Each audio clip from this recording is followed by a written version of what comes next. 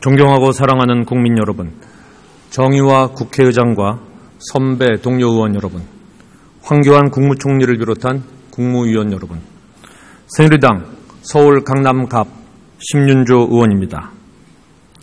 70년 전 우리는 광복의 기쁨을 채 누리기도 전에 남북분단과 동족 상잔의 전쟁을 겪은 바 있습니다. 북한은 여전히 대남 적화 통일의 야욕을 버리지 않고 국지 도발과 핵무기 개발을 지속하고 있습니다.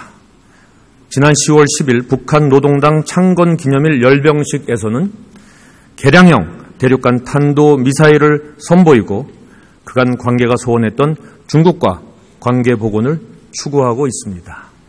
박근혜 대통령은 지난 9월 초 중국 전승절 열병식에 참석한 데 이어 어젯밤 미국으로 출국해서 오바마 대통령과 정상회담을 앞두고 있습니다. 한반도를 둘러싼 동북아 정세가 요동치고 있는 형국입니다. 먼저 총리께 질의하겠습니다.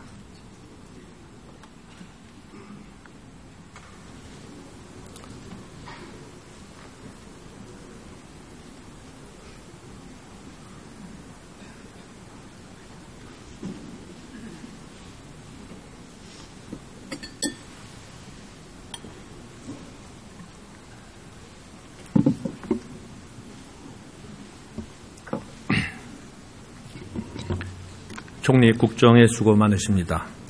어제 박 대통령께서 미국으로 출국해서 오늘부터 방미 공식 행사가 시작될 예정이죠.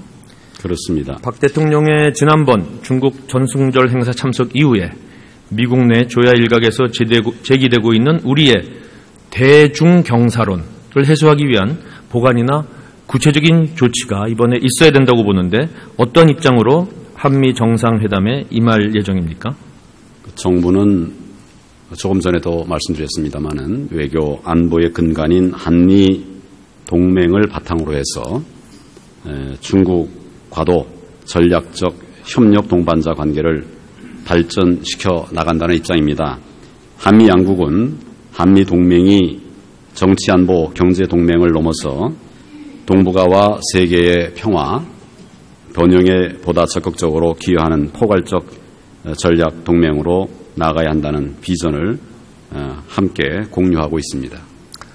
그러니까 아까도 질의응답이 있었습니다마는 한반도의 평화와 안정 그리고 통일을 위해서 우리가 주변국들과 모두 좋은 관계를 유지해야 하지만 그중에서도 특히 한미 동맹 관계를 기반으로 해서 중국과도 전략적 관계를 발전시켜 나가야 된다는 것이 정부 입장이죠. 그렇습니다. 네, 좋습니다. 북한의 핵 개발을 포함한 북한 문제가 이번 한미 정상회담에서 주요 의제가 되어야 된다 이렇게 보고 있습니다. 정부도 그렇습니까?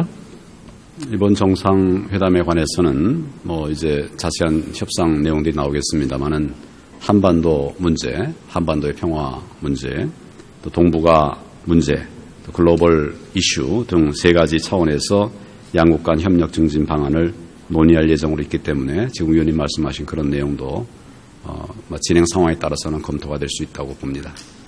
지난 9월 25일 개최된 미중 정상회담에서 북핵 문제에 공동 대응하겠다 하는 합의가 있었는데 이를 구체적인 행동으로 옮기는 조치가 필요하다 이렇게 봅니다.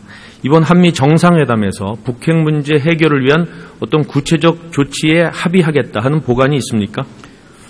그 부분에 관해서는 외교부가 많은 준비를 한 것으로 알고 있는데 지금 제가 이 자리에서 말씀을 드릴 사항은 아닌 것 같습니다. 북한이 핵을 개발한 의도를 뭐라고 보십니까? 기본적으로 여러 가지 이유가 있겠습니다만은 군사적 목적이 가장 크다고 생각합니다. 북한은 미국의 핵 문제와 또 군사적 대치 이런 데 자위적인 억제력이 필요하다라고 주장을 하고 있습니다.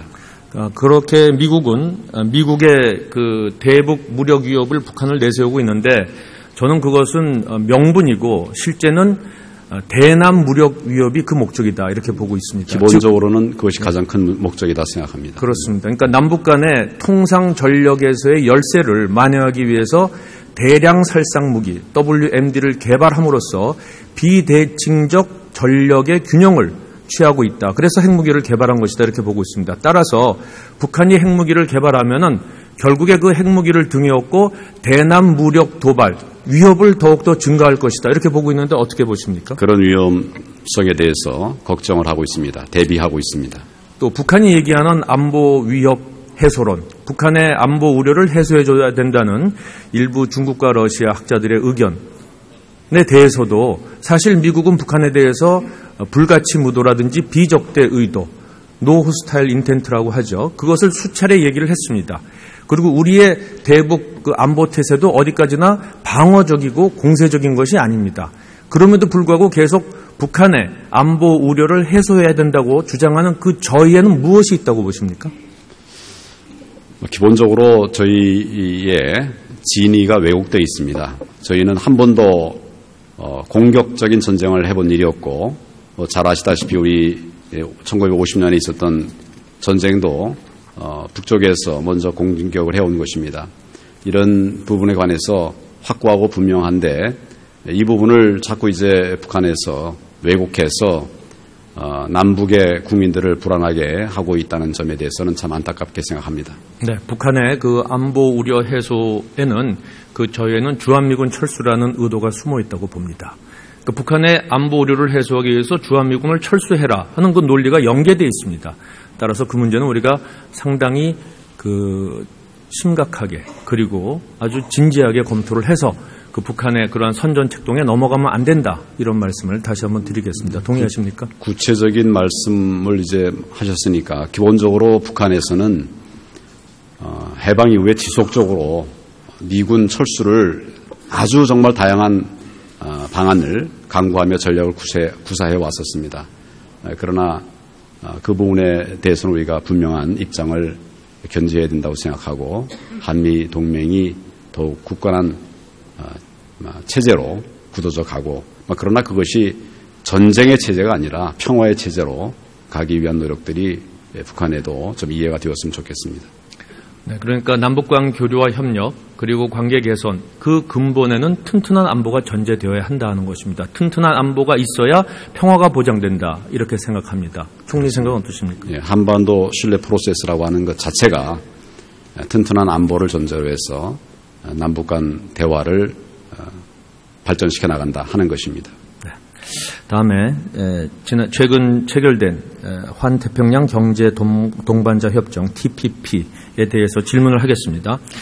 TPP는 미국, 일본, 캐나다, 호주 등 우리의 주요 교역 대상국들이 망라되어 있고 특히 일본이 참여하고 있어서 그간 우리가 참여의 적기를 놓친 것은 아닌지 또 우리만 소외되어서 피해를 입는 것은 아닌지 하는 우려가 있는 거 알고 계시죠?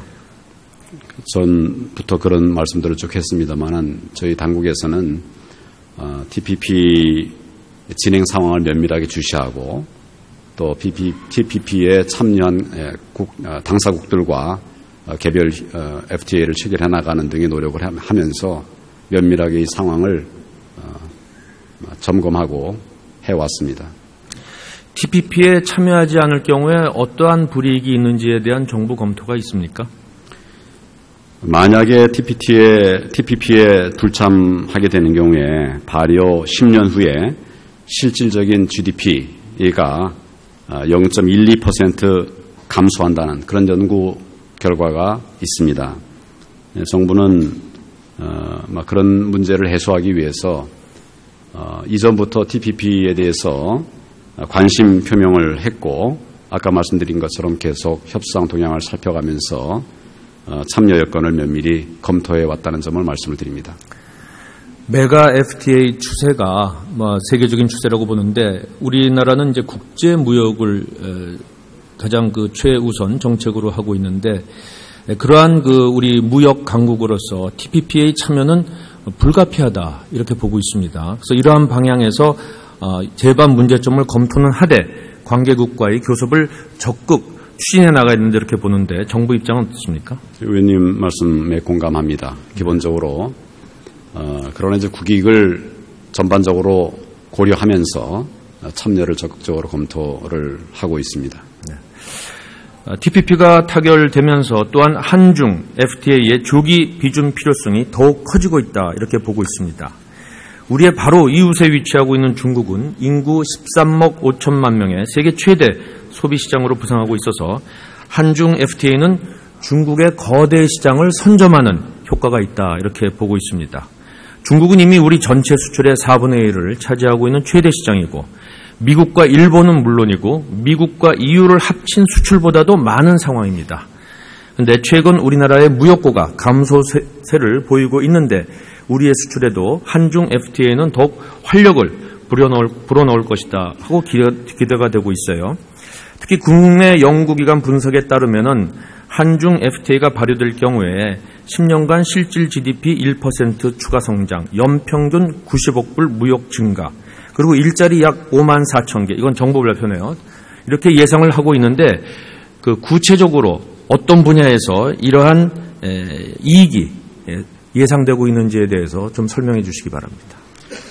면밀한 검토는 좀 더 연구가 필요하겠습니다만은 현재까지 저희들이 분석한 바에 의하면 한중 FTA가 발효가 되면 제조업, 석유화학이나 전자 등을 말합니다. 제조업 분야에서 3,000여 개의 일자리가 만들어진다. 그에 따른 이제 경제적 이익이 뒷받침이 될 것입니다. 그리고 서비스업 분야에서도 5만 1,000여 개의 일자리가 창출이 될 것으로 그렇게 예측이 되고 있습니다. 서비스 분야에서 많이 일자리가 창출되는군요. 그렇습니다. 네.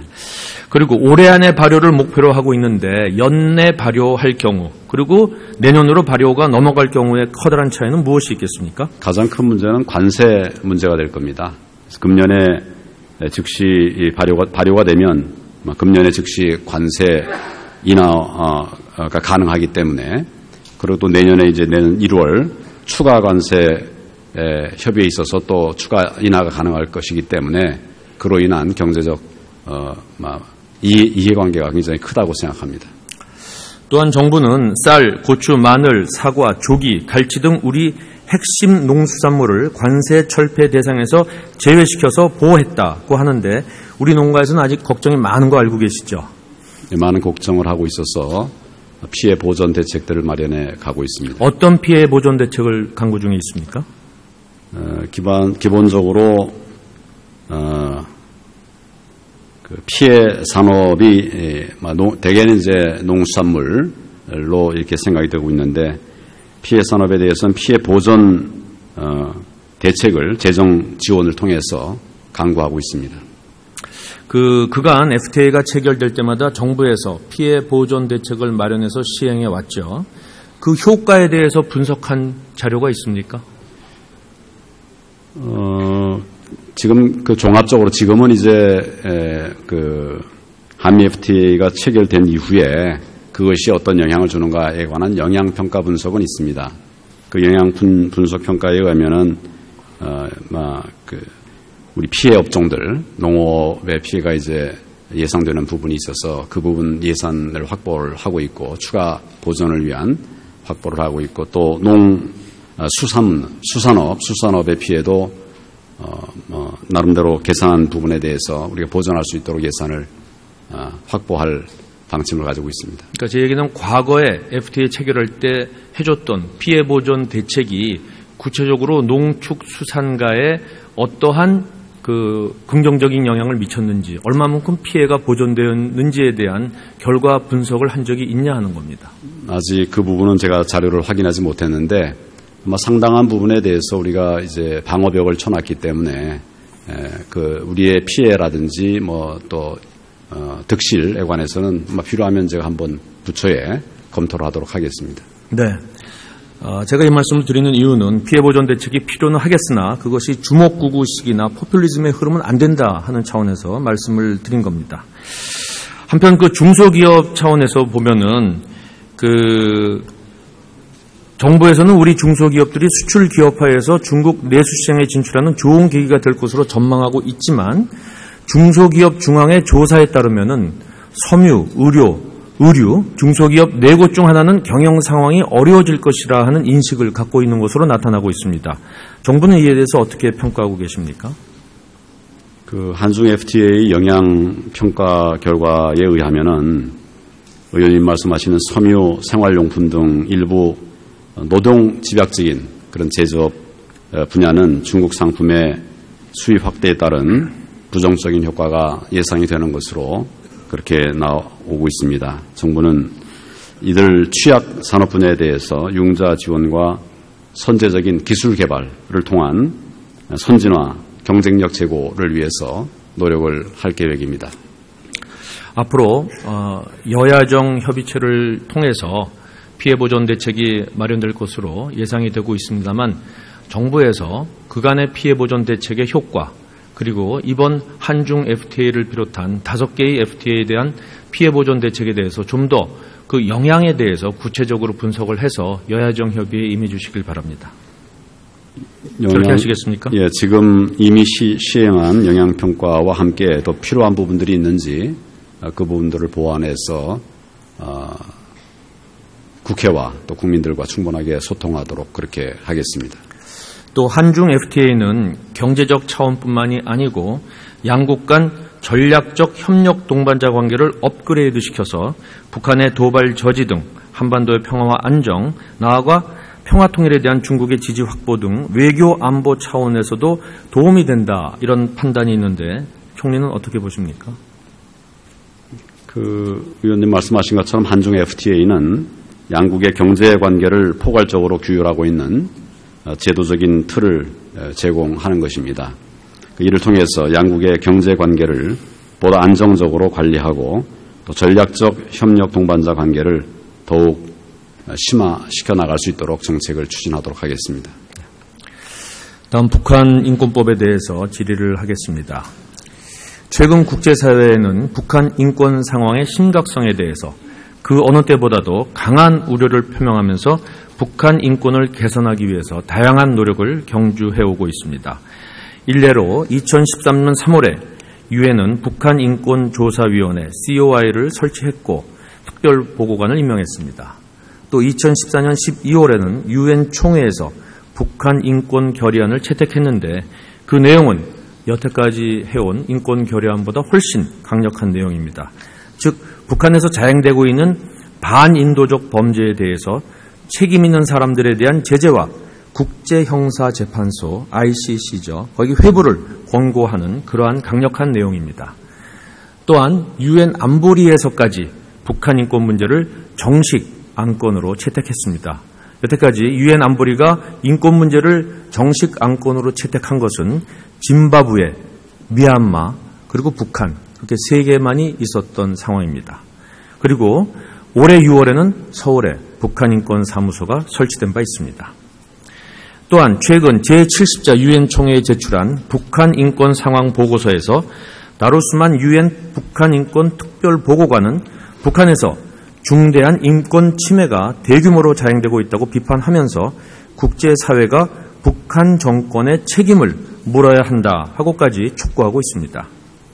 이와 같이 국제사회가 북한 인권 문제를 강도 높게 다루고 있는 상황 하에서 우리 국회도 여야 간에 지난 10년 넘게 통과시키지 못한 북한 인권법을 그간 심도 있게 협의해오고 있습니다. 이에 대해서 북한은 국제사회의 조치와 우리 국회의 북한 인권법 제정 논의에 대해서 비난 공세를 지속하면서 민감한 반응을 보이고 있습니다. 일례로 최근 지난 9월 중순이죠. 인도네시아에서 개최된 북한 인권 행사장에 북한 외교관들이 나타나서 행사를 방해한 적이 있습니다. 알고 계시죠? 예, 알고 있습니다. 네, 또 우리 국회의 북한 인권법 제정 논의를 이유로 해서 외통위가 국정감사를 개성공단에 현장 국감을 나가겠다고 했는데 이를 거부한 바 있습니다. 이것도 알고 계시죠? 예, 네. 보도를 봐서 알았습니다. 북한이 북한 인권법 문제에 왜 이렇게 민감하게 반응하고 있다고 보십니까? 기본적으로는 잘 아시는 바와 같이 북한의 인권 침해가 좀 심각한 상황입니다. 이 부분을 이 외부에 알려지는 것에 대해서 걱정을 하는 것으로 그렇게 알고 있습니다. 단순히 북한 인권 상황이 외국에 알려지는 것뿐만이 아니라 북한 인권 문제가 북한 정권의 존립에 직결되는 문제다 이렇게 보고 있기 때문에 민감하게 반응하고 있다고 생각을 하는데 총리는 동의하지 않으십니까? 네, 아니 그런 부분도 같이 공감을 합니다. 네. 그리고 이번에 우리 국회 외통위에서 그 개성공단을 현장 국감하겠다고 했을 때 북한이 거부한 이유가 국회의 인권법 제정 논의입니다. 그래서 인권법 제정 논의를 빌미로 북한이 거부하는 데 대해서 통일부 차원에서, 정부 차원에서 북한 측에 대해서 그때 거부했을 때 강력히 유감을 표명했어야 된다 보는데, 정부가 그러한 유감 표명 조치가 있었습니까? 그런 유감 표명이 있었는지 여부에 대해서는 제가 확인해서 따로 보고를 드리겠습니다. 제가 알기로는 공식적, 공개적인 유감 표명이 없었습니다. 혹시 이것이 남북관계를 우려해서 그러한 조치가 취해지지 않았다, 유감 표명 조치가 취해지지 않았다 하면 이건 굉장히 저는 문제가 있다 이렇게 보고 있습니다. 왜냐하면 인권 문제는 인류 보편적 가치 차원에서 다뤄야 하는 거 아닙니까? 그렇습니다. 네. 이것을 남북관계 개선에 어떤 영향이 있겠다 싶어서 인권 문제를 제대로 다루지 않으면은 저는 그것은 보다 더 큰 가치를 희생하는 것이다 이렇게 보고 있습니다. 어떻게 보십니까? 지금 의원님께 제가 말씀드린 바와 같이 통일부의 그동안의 추진 상황에 대해서 제가 좀 더 면밀하게 파악하고 상의를 해서 따로 보고를 드리도록 그렇게 조치를 하겠습니다. 네. 우리가 대북 지원도 하고 남북 교류 협력을 하더라도 인권 문제는 인류 보편적 가치 차원에서 다뤄야 되고 또 북한 인권 상황 개선을 위한 노력도 병행해서 계속 추진되어야 한다고 봅니다. 우리가 북한 인권 문제에 대해서 할 말을 제대로 하면서 남북관계 개선을 추구할 때 남북관계가 정상화될 것이다 이렇게 보고 있는데 총리는 어떻게 생각하십니까? 의원님 의견에 전적으로 공감합니다. 독일 경우를 보면요, 1961년에 동독 정권의 인권 침해 행위에 대한 처벌 그리고 폭력 행위 억제를 위해서 찰스 기터의 중앙기록보존소를 법무부에 설치했습니다. 알고 계시죠? 알고 있습니다. 여기에는 총 4만여 건의 인권 침해 사례가 수집됐어요. 그러나 통일 이후에 판결을 한 것은 700여 건에 불과합니다. 이것은 국민 통합을 위해서 많은 기록을 사실 덮은 것이죠. 그러나 동독의 인권 침해 행위에 대해서 서독이 증거 수집과 보존을 하고 있다 하는 그러한 역할 때문에 동독 관계자들에게 경각심과 부담을 주어서 동독 주민들의 인권 보호에 중요한 영향을 미쳤다 하는 평가가 많습니다. 총리는 어떻게 생각하십니까? 그런 영향을 크게 줬다고 생각하고 우리의 경우에도 북한 인권 기록 보존소가 필요하다 하는 생각을 가지고 있습니다. 네. 그 일례로 동독 경찰들이 서독으로 탈출하다 잡힌 사람들을 조사할 때 추후에 서독으로 가게 될 경우에는 서독 측에다가 자기에 대해서 좋게 말해달라 이런 부탁을 했다는 일화도 있습니다. 따라서 인권 기록을 갖고 있다는 그 사실만으로도 북한의 인권 개선에 상당히 도움이 된다 이렇게 보고 있는 겁니다. 그래서 북한 인권 기록 보존소는 반드시 설치되어야 된다 이렇게 보고 있고 이것이 북한 인권법의 주요 내용을 이루고 있습니다. 알고 계시죠? 예, 알고 있습니다. 그런데 아직 북한 인권법이 제정되지 않아서 정식으로 북한 인권 기록 보존소가 설치되고 있지 않은 상황입니다. 그런데 우리 정부에서 어떠한 형태로든 북한 인권 관련 기록들을 보존 또는 관리하고 있어야 되는 거 아닙니까? 현재 정부는 어떻게 이런 기록들을 관리하고 있습니까? 지금 필요한 기관에서 지금까지 조사가 가능한 부분들에 대해서 조사를 해서 보관을 하고 있는데 이 부분은 조금 더 저희 시간이 지난 다음에 좀 말씀을 드리도록 하겠습니다. 알겠습니다. 그러니까 북한 인권 기록 보존소의 설치가 반드시 필요하다 하는 견해에 대해서 정부도 총리께서도 같은 의견을 같은 생각을 가지고 있습니다. 네, 알겠습니다. 네, 수고하셨습니다. 총리 들어가십시오.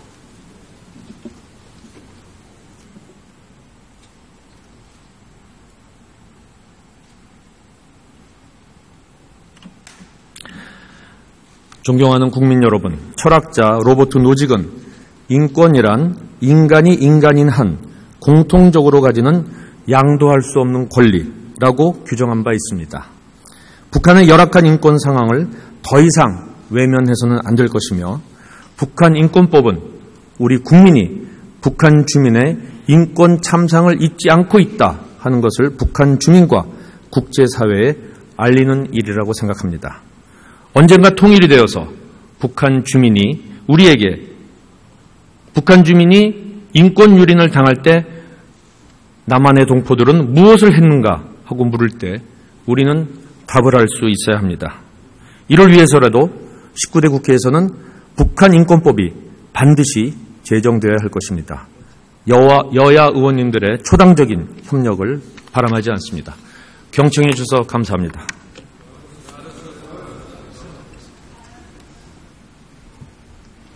심윤조 의원님 수고하셨습니다.